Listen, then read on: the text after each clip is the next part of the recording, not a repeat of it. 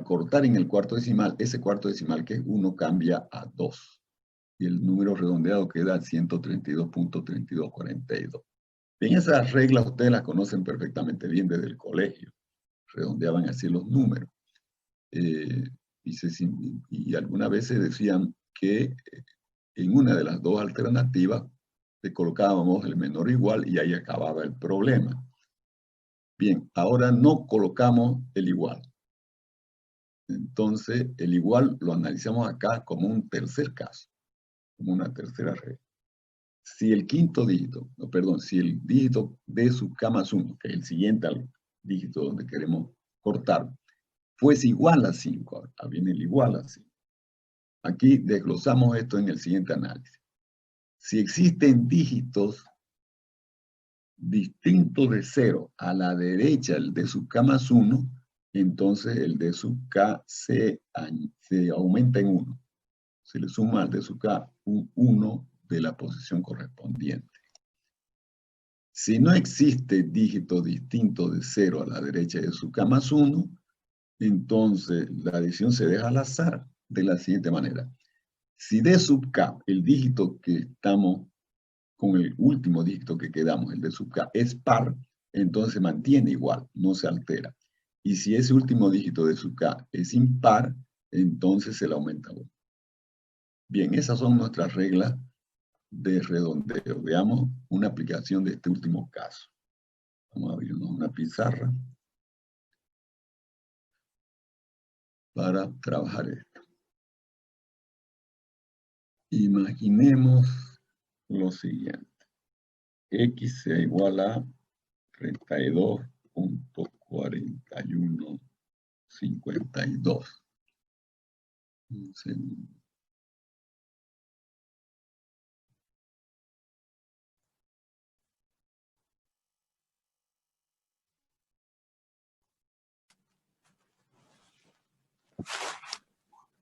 Y el número continúa. 52, 60, 52, 5, 4, 0, 0, 0. Ese es el número. Y ahora queremos cortarlo al cuarto decimal. Entonces vamos a tener un X aproximado. Aquí el X aproximado lo voy a colocar con un superíndice asterisco. Superíndice asterisco. El X asterisco va a ser el número aproximado. Bien.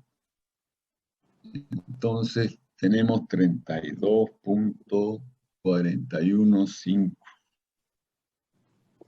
41.5. ¿Qué pasa con el 2, que es el último dígito que queda? Para ver qué pasa con ese 2, observamos el dígito siguiente, el 5. ¿No? Como es igual a 5, entonces chequeamos primero si hay dígitos diferentes de 0 a la derecha de ese 5. Ahí está el 4, ¿no? Entonces se debe aumentar el 1 al 2. El 2 pasa a ser 3. Y queda redondeado ese número. Bien, otro caso, para ilustrar la descripción que hemos hecho de manera completa. Si tenemos el número 421.305.3. Luego 5,0000. Todos los dígitos restantes son 0. Y queremos redondear al cuarto decimal, ¿no? 30,53. Este 3 es el que quedaría. A la derecha está el 5. Y no hay a la derecha de ese 5, o sea, en el d sub k más 1, es 5, y a la derecha de ese número ya no hay ningún dígito diferente de 0. Entonces vamos a proceder al redondeo.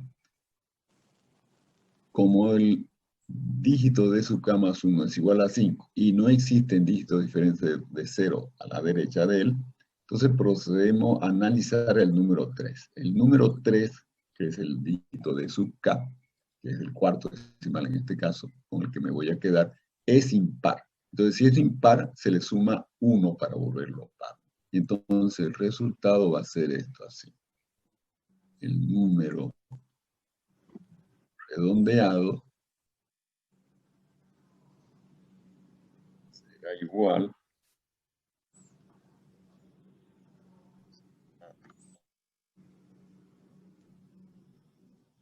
a ver, 30, 53, 30, 54, entonces. 30, 54. 421.3054. Bien, otra situación para completar. Si el número ahora es 12.13.14.5.000 y queremos redondearlo también al cuarto decimal. Entonces nos fijamos en el quinto decimal, que es 5, y a la derecha no hay ningún dígito de diferente de 0. Entonces aplicamos la regla de redondeo para obtener el número aproximado, el x asterisco. El x asterisco va a ser igual a, observamos el número que va a quedar, el dígito de sub k, que sería el cuarto decimal, ¿no? Es 4. Como es par, entonces se mantiene. Y el número resultante acá va a ser 12.1314. Bien, así aplicamos las reglas de redondeo en la última opción, cuando el dígito de sub k más 1 es igual a 5. Este es un ejemplo de cómo procederíamos en esa situación. Bien, volvemos a los errores. Una vez vistas las reglas de redondeo que aplicaremos en el curso, vamos a ver lo que son cifras o dígitos significativos de un número. Como el nombre indica, son los dígitos que tienen significado en el número. Para aclarar este concepto, vamos a imaginar un ejemplo concreto, ¿no? Queremos medir la longitud L de una cierta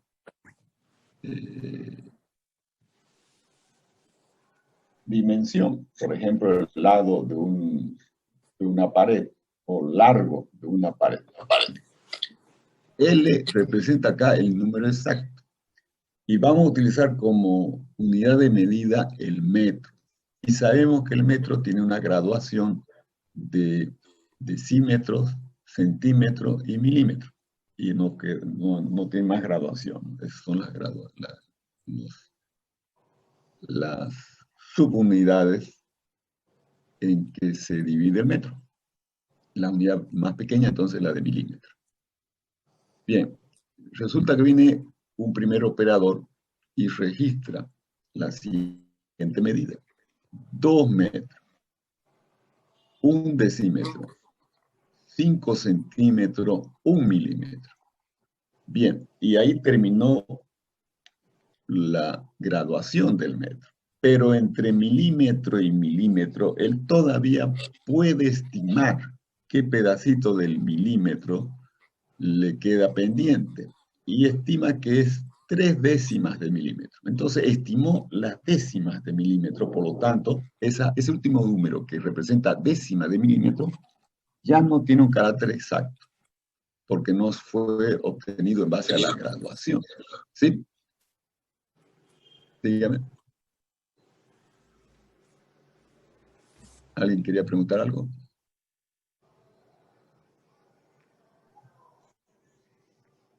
Bien, bueno. Decíamos entonces que el operador registró hasta el milímetro de manera exacta la medición, el número L, pero la décima del milímetro solo pudo estimar el valor de 3 décimas del milímetro. Entonces ese es un número que ya tiene un error incorporado por la falta de la graduación del metro. Entonces decimos que los dígitos significativos de este número son el 2, el 1, el 5, el 1 y también el 3. Es decir, todos los dígitos exactos más el último afectado de error. Entonces, todos los números que escribió el operador acá son considerados partes significativas, son dígitos significativos, ¿ya? Otro operador ha podido tomar la medición y estimar las décimas de milímetros de 4 en lugar de 3. Y es aceptable también, porque este último dígito está afectado de error. Entonces puede ser 3, puede ser 4, puede ser 5. Depende ya, es subjetivo, ¿no? Depende del observador, depende del que hace la medición. Entonces, dígitos significativos son aquellos que tienen significado para el número, referencia a lo que representa el número. Y se dice que son significativos en base, obviamente, eso está vinculado a la graduación de nuestra unidad de medida, ¿no? A la precisión que tiene nuestra unidad de medida. Bien. Entonces aquí, para concluir, se considera cifras significativas del número a todas sus cifras consideradas exactas más una última afectada de error. Repetimos, las cifras que consideramos exactas son aquellas que se obtienen en la medición en base a una graduación existente en la escala de la medida. Y la última que está afectada de errores porque ya no tenemos la escala de medida para esa última cifra. Bien, ahora resulta que quien hace la medida es un técnico, un operador, un ingeniero, y va a tomar nota de esa medida, de esas mediciones, ¿no? Va a escribir los números correspondientes a la medida y se lo va a pasar a otro ingeniero para que haga cálculos con esos números. Entonces el otro ingeniero tiene que saber reconocer cuáles son las cifras significativas que recibe, de los números que recibe, ¿ya? Entonces, aquí la primera observación en relación a esto es la siguiente. Todas las cifras que son diferentes de 0 y que recibe en el informe numérico el ingeniero son considerados significativos. Entonces, todo lo que sean números diferentes de 0 es significativo. Los ceros que se encuentran entre cifras significativos son también significativos. 0 a la izquierda o al inicio de un número no son significativos, solo posiciona el punto decimal. 0 a la derecha del número, eso sí pueden o no ser significativos. Vamos a hacer una aclaración sobre esto último. ¿Por qué los ceros a la derecha en algunos casos serán significativos y en otros no serán significativos? Bien, primero veamos cómo es que se reconoce eso. Si se escribe el punto decimal, entonces los ceros que están a la derecha son significativos. Si no se escribe el punto decimal, los ceros que están a la derecha no serán significativos. Para aclarar el porqué de esa decisión de tomar o no los ceros a la derecha como significativos, vamos con el siguiente ejemplo. Sea la longitud L y se va a utilizar como unidad de medida el kilómetro sin ninguna graduación. Entonces, un operador registra 3.4 kilómetros. Para el operador, estos son dos dígitos significativos, ¿no? El 3 es 3 kilómetros, la unidad de medida, y el 4 es estimado como 4 décimas partes de kilómetro que él estima en su medición. Entonces, está afectada de error, pero es significativo todavía. 3.4 kilómetros es la unidad de medida. Pero resulta que él debe escribir el resultado en metros, tiene que cambiar la unidad a metro. Entonces, multiplicando por 1000 queda 3.400 metros. ¿Qué pasa con esos ceros? Él tiene que poner el punto decimal al final o no. Si pone el punto decimal, entonces va a decir que esos dos ceros son significativos. El número pasaría a tener 4 cifras significativas. Si no pone el punto decimal, esos ceros no serán significativos y el número solo presenta 2 dígitos significativos. Entonces, obviamente, el operador que sabe que su número solo tiene 2 cifras significativas, le pone mejor dicho, no le pone el punto decimal para que el que reciba ese número sepa que esos ceros están de relleno por cuestión de cambio de unidad pero que no son significativos. Y el número se queda con los dos primeros como significativos. ¿Ya?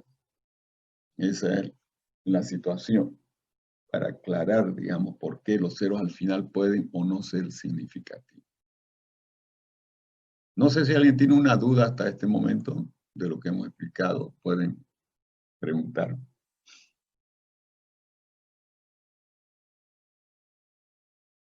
Bien, si no hay duda, continuamos hasta que termine la sesión de Zoom. Vamos a hablar ahora de exactitud y precisión de un número. La exactitud de un número refleja la cercanía al valor exacto. Al valor exacto, obviamente, de la magnitud que estamos midiendo o analizando. Mientras que su precisión indica el número de cifras significativas que tiene el número. Entonces son cosas diferentes. A veces se confunde, pero son bien diferentes. Podemos tener números inexactos, muy precisos, como exactos, imprecisos, inexactos e imprecisos, y finalmente lo más adecuado que es número exacto y preciso. Eso es lo más conveniente, ¿no? Que el número sea exacto y también preciso. Solo para aclarar ese asunto. Vamos acá, a la pizarra. Imaginemos que estamos con un problema de calcular la raíz de una ecuación. Entonces, yo tengo acá mi sistema XY.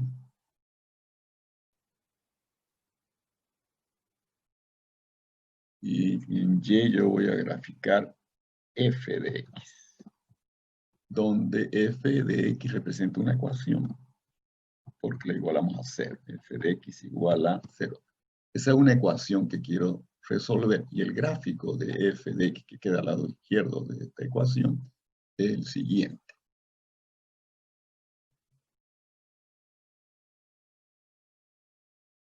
Bien, es el gráfico de f.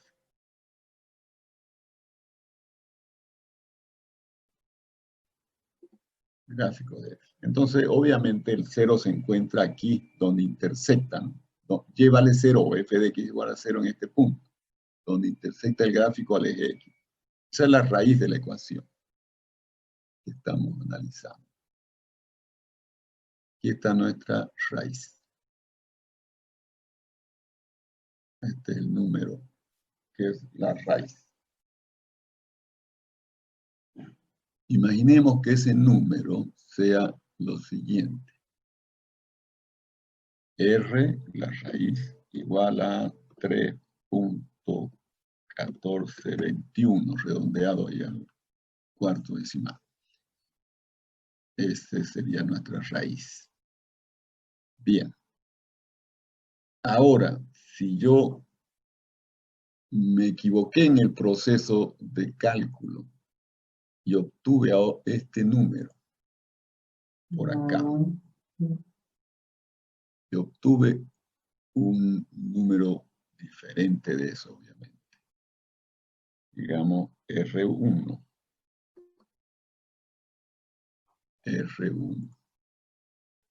R1 que sea, por ejemplo, igual a 1,